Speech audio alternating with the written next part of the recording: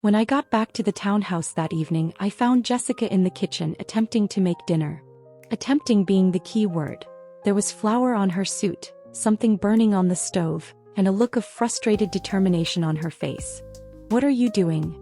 I asked, rushing over to turn off the burner. "Making dinner," she said defensively. "We're trying to. It's your day off, so I thought I should." "You thought you should set off the smoke alarm? It's not that bad." I looked at the scorched remains of what might have once been chicken. "Jessica, this is beyond saving." She deflated slightly. "I wanted to do something nice. For you. Since you're always taking care of us." My irritation from the visit with my mother melted away. "That's sweet. But maybe next time order takeout." "I'm a competent adult," she protested. "I run a multi-million-dollar company. I should be able to cook a simple meal. Different skill sets." I started cleaning up the mess. "Tell you what, I'll teach you some basics. That way you won't burn the house down when I have a day off." "You do that?" "Of course. Consider it professional development." She smiled and it was like the sun coming out. "Thank you. For not making me feel like a complete disaster." "You're not a disaster. You're just culinarily challenged." "Is that the technical term?" "Absolutely. It's right there in my culinary school textbooks." We cleaned up together and I made a quick pasta dish while Jessica watched, asking questions and taking mental notes. Daniel joined us halfway through, delighted to find his mother in the kitchen. "Mom's learning to cook," he announced. "Miss Gina is teaching her." "Someone has to," I teased, and Jessica threw a dish towel at me. Dinner was relaxed and easy, full of laughter and conversation. But I kept catching Jessica watching me with that same intense look from the night before. And I'd have to look away before I did something stupid like reach for her hand. After Daniel went to bed, I started to head upstairs, but Jessica caught my wrist. "Wait," she said. "Can we talk?" My heart sank. Here it comes, I thought. She's going to say last night was a mistake. That we need to keep things professional.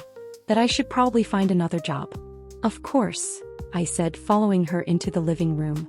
We sat on the couch, a careful distance between us. Jessica twisted her hands in her lap, nervous, which was unusual for her. "I've been thinking," she began, "about what I said last night. About us." "Jessica, if you're worried I'm going to. Let me finish." She turned to face me. "I meant what I said. Every word. But I also know it's not fair to you. You work for me. You live in my house. If we pursue this, I'm putting you in an impossible position. I'm an adult," I said quietly. "I can make my own decisions." "Can you? Really?" Her eyes searched mine. "If I asked you out, if I kissed you, would you feel like you could say no? Or would you worry about your job, your housing, your relationship with Daniel?" I didn't have a good answer for that. "That's what I thought," she said softly. "So I'm not going to ask. I'm not going to push. I'm going to be your employer, nothing more, because that's what's right." It was the responsible thing to do. The mature thing.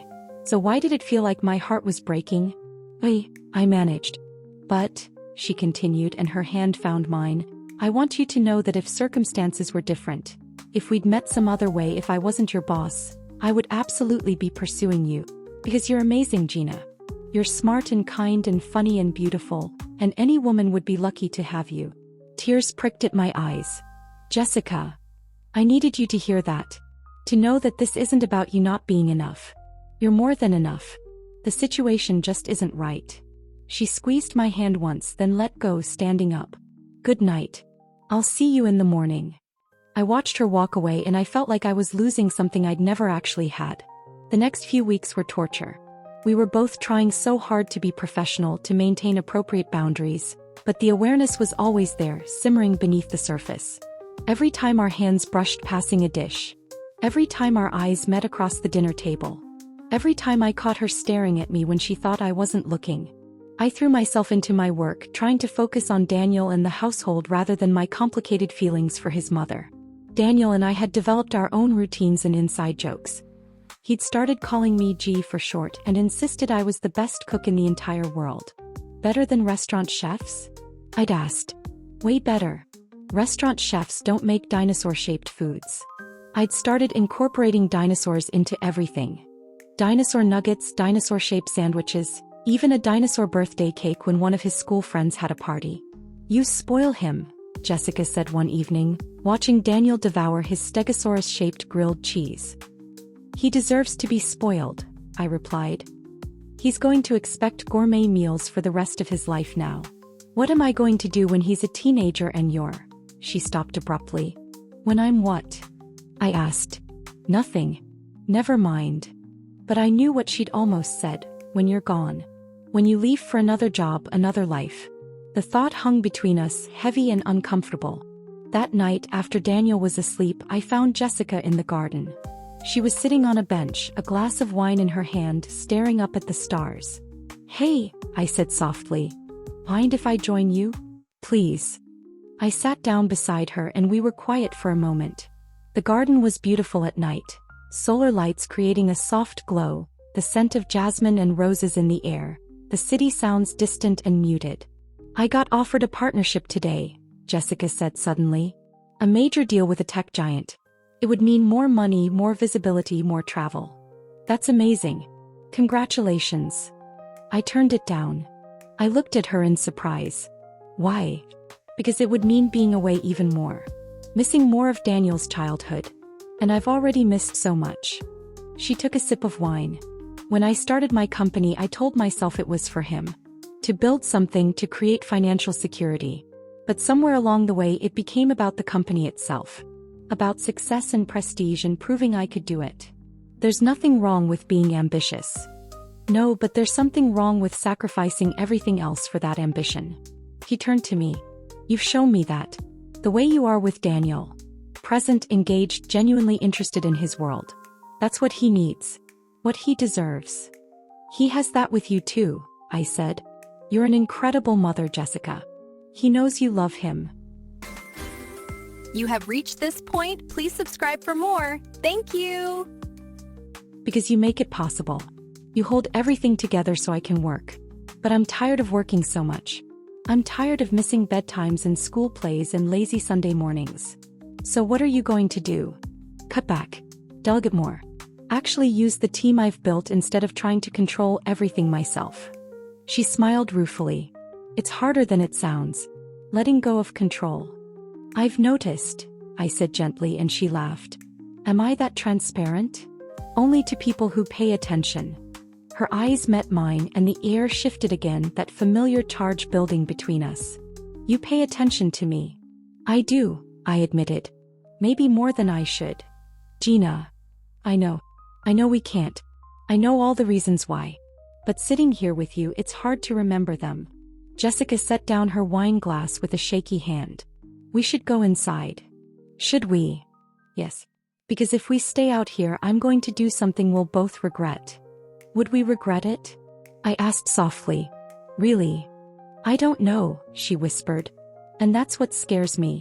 We sat there for a moment longer, teetering on the edge of something dangerous and exhilarating. Then Jessica stood. Good night, Gina. Good night.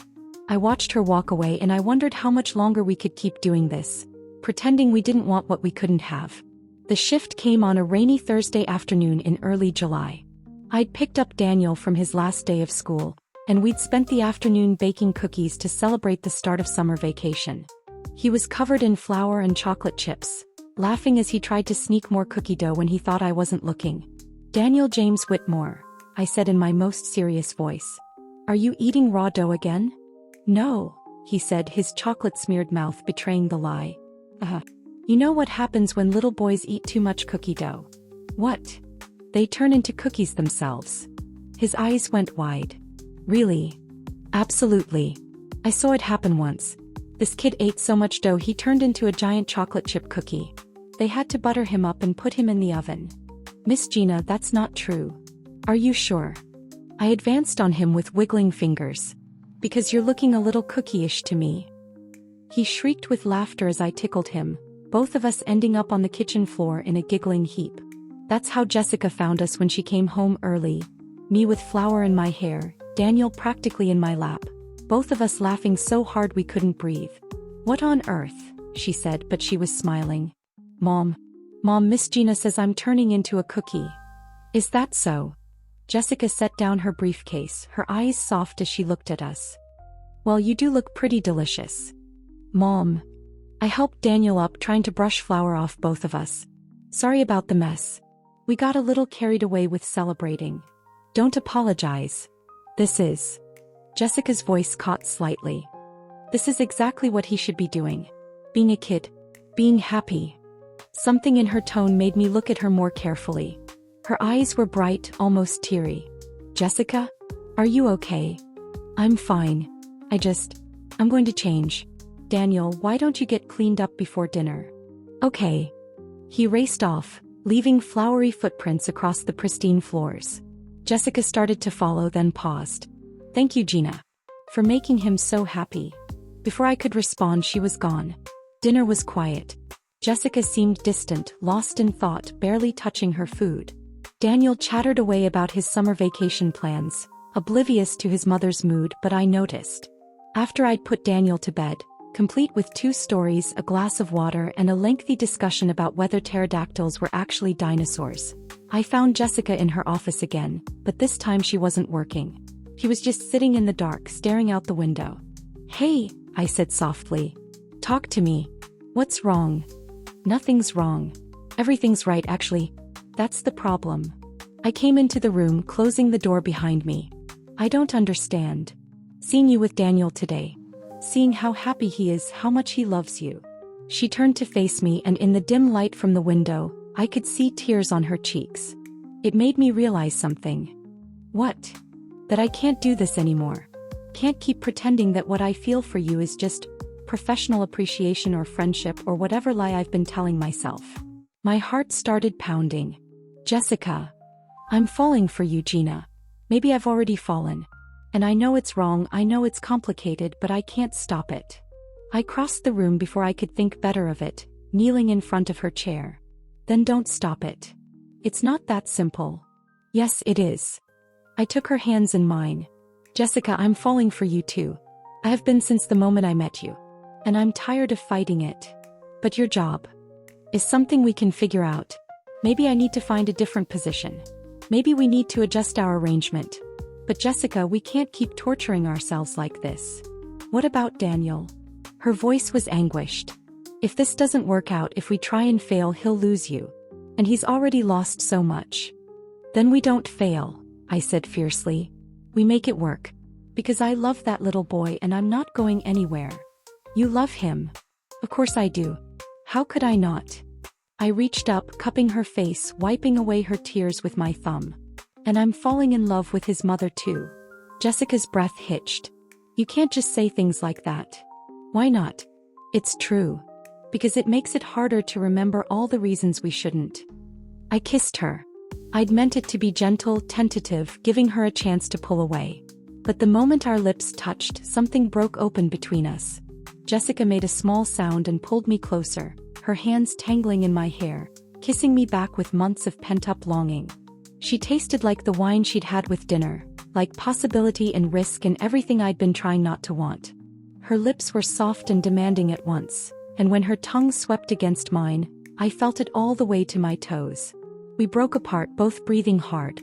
We shouldn't have done that, Jessica whispered, but her hands were still in my hair. Probably not. We should talk about this. Set boundaries. Figure out how to do this responsibly. I kissed her again, and this time she melted into it, all her resistance crumbling. She stood, pulling me with her, and suddenly we were pressed together, her body warm and soft against mine. Gina, she breathed against my lips. We need to slow down. Do we? Yes. Because if we don't, I'm going to. She kissed me again, deeper this time, walking me backward until I hit the desk. I'm going to do something we're definitely not ready for. I was having trouble thinking with her this close, with her hands on my waist and her mouth doing incredible things to my neck. Maybe, I managed, we're more ready than you think. She pulled back slightly, her eyes searching mine. Are you sure? Because once we cross this line, there's no going back. I'm sure. I cupped her face, making her look at me. I want this. I want you. And I'm willing to deal with whatever complications come with that. God, you're amazing, she whispered and kissed me again. This time there was no holding back. Her hands slipped under my shirt, warm against my skin, and I gasped at the contact. She smiled against my lips, clearly pleased with my reaction. Bedroom, she murmured.